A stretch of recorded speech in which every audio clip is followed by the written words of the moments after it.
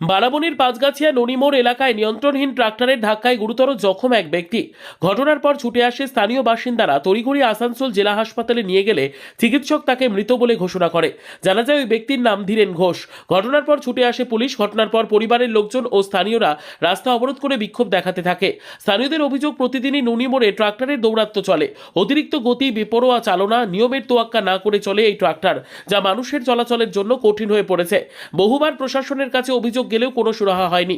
প্রশ্ন উঠছে, কেন বারবার একই জায়গায় দুর্ঘটনা ঘটছে? কেন আগে থেকে ব্যবস্থা নেওয়া হলো না? দুর্ঘটনার পর ট্রাক্টরের মালিকের হদিশ নেই। এটাও মানুষের ক্ষোভ বাড়াচ্ছে। সাধারণ মানুষ জানতে চাইছে, আইনের চোখ কি সবার জন্য সমান, নাকি প্রভাবশালীদের জন্য আলাদা নিয়ম? এর মধ্যেই শোনা যাচ্ছে মৃতের পরিবারকে 40,000 টাকা দেওয়ার কথা বলা হয়েছে। 40,000 টাকা একটি মানুষের জীবন, একটি পরিবারের ভরসা, সন্তানের ভবিষ্যৎ, সবকিছুর দাম কি এই সামান্য অঙ্ক?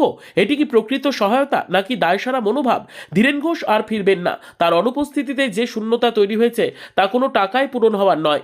কাজল মিত্রের রিপোর্ট, নিউজ সমাজ হিতৈষী। ড্রাইভার 18 বছর বয়সে গাড়ি চালায়, তিনটে লাইসেন্স নাই, মদ খেয়ে পথ অ্যাক্সিডেন্ট করে দিয়েছে। ও কাজ করে ঘর যা ছিল, ঠিক আছে, আর এক্সিডেন্ট করে দিয়েছে।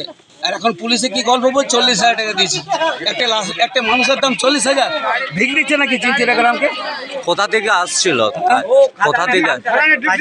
ও কাজের থেকে আসছিল, আর এই ভাটার থেকে লোড হয়ে আসছিল।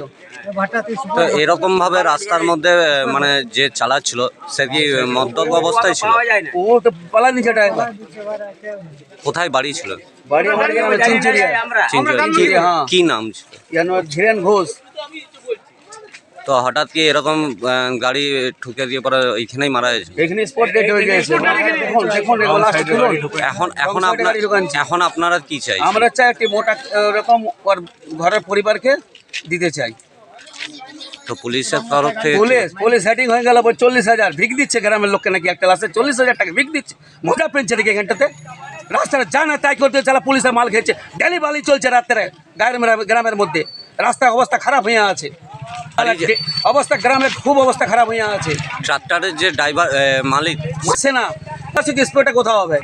মালিক কি বলছে? মালিক আসছে নেই তো। আপনার নাম দাদা?